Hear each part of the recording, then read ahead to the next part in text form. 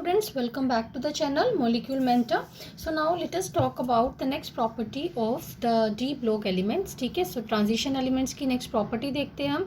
So that is the formation of the complex compounds. ठीक है, so अगर आपने complex compounds को coordination compounds को अच्छे से किया है चैप्टर जो कि इससे पहले मैंने पढ़ाया था आपको, तो उसमें आप देखो कि जितने जो सेंट्रल मेटल एटम है एटम्स हैं या आयंस हैं कॉम्प्लेक्स के, सपोज यहाँ पर कोई मेटल है, ये आपके लिगेंड्स हैं. ठीक है, सो 4 और 6 जितने भी हैं, तो ये जो मेटल है मोस्टली ये जो मेटल है वो कहाँ से है, प्रोडिक्ट टेबल के कौन से पोर्शन में से है, that is from the transition element. So अभी मैं इसके बाद आपको इसी पॉइंट के साथ आपको एग्जांपल्स भी बताऊंगी.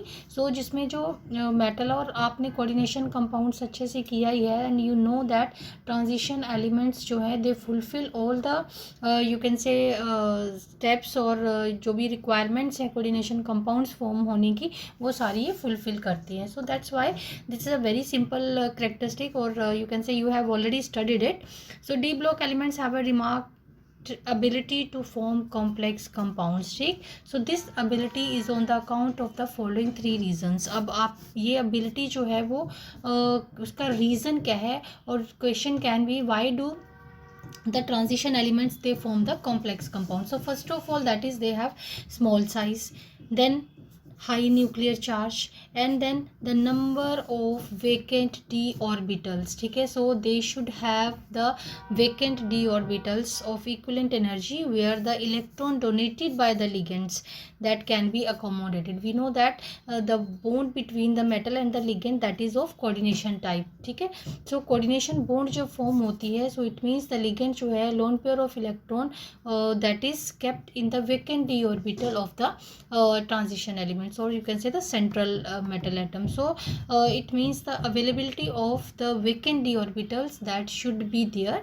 for the formation of the complex compound. So ये सारी जो you can say characteristics हैं, ये सारे के सारे फुलफिल करती हैं ट्रांजिशन एलिमेंट्स. ठीक है, देन अब देखो कुछ ट्रांजिशन कंपाउंड्स की मैंने यहाँ पर एग्जांपल्स ली हैं. See here is iron, that is a transition element. Copper, again that is from the same transition series. Then the nickel and the platinum. So many more examples are there, so you can go through the coordination compounds, you will find that all the metals, almost all the metals, they are from the transition elements. Fine. तो next property जो है वो transition elements की, that is the catalytic properties. So एक चीज़ और आपने notice की होगी कि जब भी आप कोई रिएक्शन लिखते हैं या कभी आपको कैटलिस्ट चाहिए होता है, I am not saying that all the catalyst, no, maximum of the catalyst they are from the transition elements. ठीक, सो यहाँ पर देखो पहले, लाइक फॉर एग्जांपल प्लेटिनम जो है that is use in the manufacture of H2SO4. H2SO4 का जो process है प्लेटिनम यूज़ होता है. Iron that act as a catalyst in the manufacture of ammonia by the Haber's process, that is also very very you can say important process for the formation of ammonia.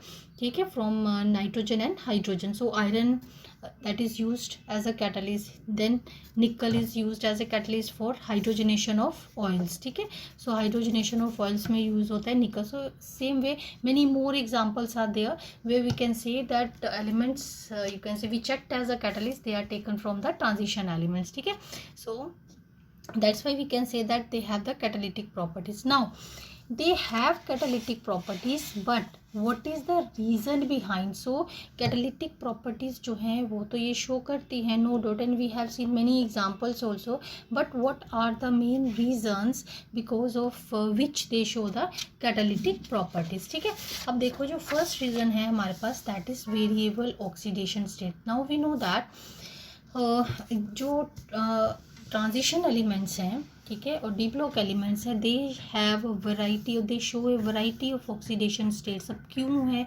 Why do transition elements they show the variety of oxidation states, ये मैंने आपको इसी chapter में starting में जब हमने start किया था चैप्टर, सो आप वीडियोस देखेंगे तो आपको मिल जाएगा. तो उसमें मैंने बहुत अच्छे से एक्सप्लेन किया हुआ है that why do these elements they show the variable oxidation states. ठीक है, now the catalytic activity that may be due to the variable oxidation state, हम ये अब हम ये कह रहे हैं कि why these transition elements they show the variable oxidation states. तो sorry not they to show variable oxidation states, but how they act as a और how they can behave as a catalyst. कौन सी ऐसी properties हैं जिनकी वजह से ये catalytic behaviour जो है वो शो करती हैं. Fine. So then because of the presence of the incomplete d orbitals, they possesses capacity to absorb and re-emit wide range of energies, which makes the required energy of activation available. ठीक है. अब एक transition state से दूसरी transition state में change हो रही है मेटल. ठीक है. So because of these processes की जहाँ वो इलेक्ट्रॉन लूज करती है, गेन करती है. ठीक है. Because of that they absorb और री-एमिट, अब्जॉर्ब भी करती हैं और री-एमिट भी कर सकती है वाइड रेंज ऑफ एनर्जीज. ठीक है. because of that which makes the required energy of activation available. so in इस absorption re-emission energies के processes से क्या होता है, जो एक्टिवेशन अमाउंट ऑफ एनर्जी जो रिक्वायर्ड होता है, minimum amount of energy for the reaction to start, so that gets available. Fine. Now next is the intermediate compound formation. अब इंटरमीडिएट कंपाउंड फॉर्मेशन जो है that is also you can say because of this property they act as a catalyst. Now the catalyst first forms an intermediate compound with one of the reactant. अब मैं इसको explain इसलिए कर रही हूँ कि इंटरमीडिएट कंपाउंड फॉर्मेशन की वजह से वो कैटालिटिक एक्शन शो करती हैं. बट लेट्स सी कि how they act as a catalyst because of this property. ठीक है. So the catalyst first forms an intermediate compound with one of the reactants, which then decomposes or combine with the other reactant to produce the product, and the catalyst is regenerated. ये अभी मैं आपको एक example लेके समझाती हूँ. ठीक है. So catalyst in this process lowers energy of activation. So main purpose जो है वो क्या है कि कैटलिस्ट जो है वो एक्टिवेशन एनर्जी को लो करता है and accelerates the rate of the reaction. ठीक. अब देखो आयरन की यहाँ पर एग्जांपल ले रही हूँ. Iron 3+ catalyzes the reaction between iodide and persulfate ions to give I2.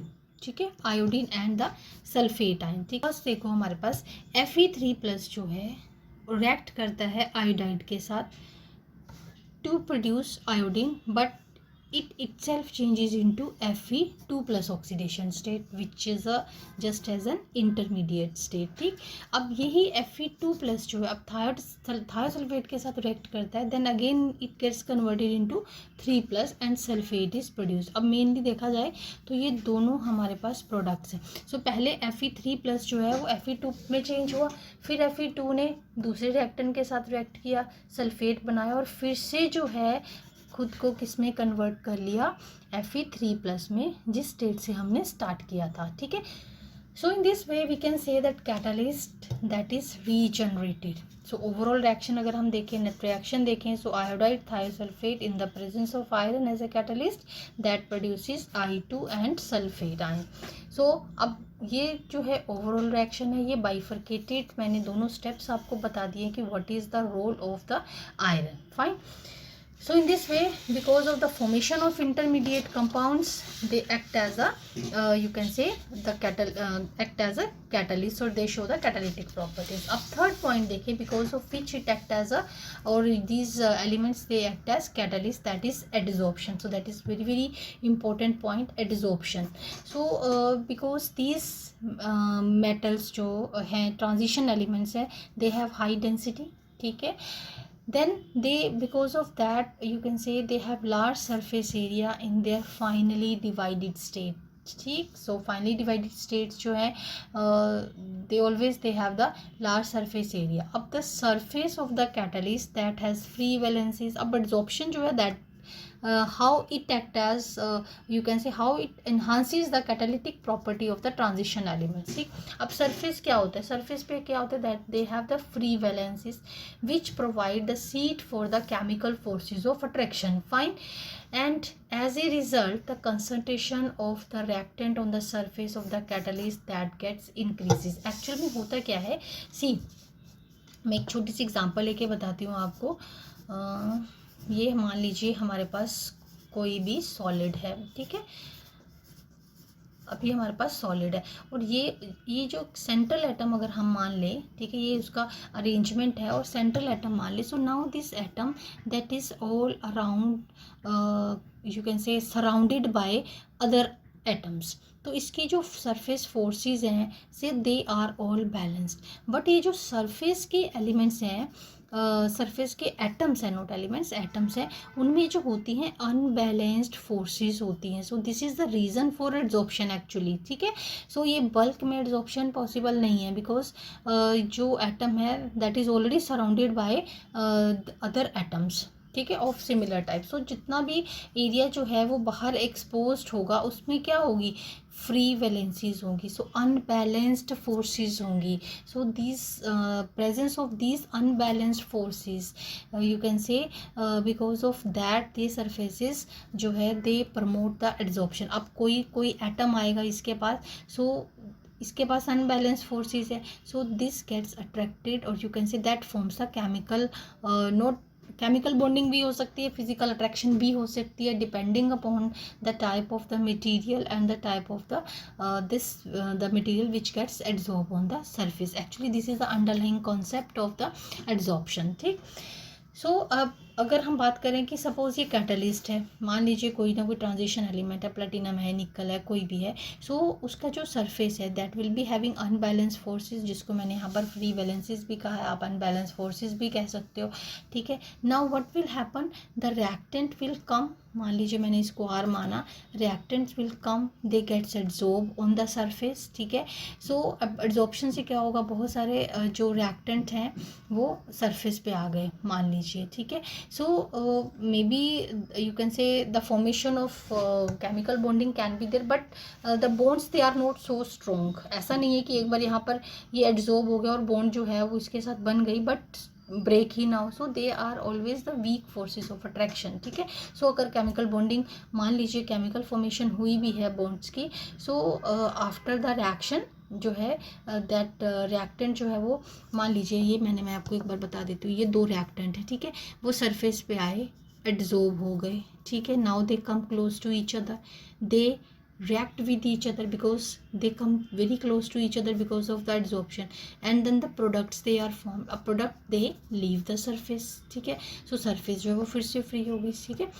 so the bonds in the reacting molecules become weaker and thereby the energy of activation is lowered, hence the rate of reaction that increases, ठीक है। so यहाँ पर as a result the concentration of reactant on the surface of the catalyst increases, वो मैंने आपको बता दिया, ठीक है। the bonds in the reacting molecules become weaker, अब मान लीजिए इनके बीच में bonds हैं वो weak हो जाएंगी, ठीक है, they gets converted into the product, so that is there is a you can say the proper process is there when they come close to each other, bonds between the two reactants they are formed, then they give rise to the product, then product leave the surface, ठीक है। so this is the phenomenon now, so you can say we can revise how adsorption, ये हमने क्या explain किया, how adsorption, ठीक है, helps transition elements to act as a you can say act as a catalyst, ठीक है, और how this adsorption is responsible for the catalytic properties of the transition element. So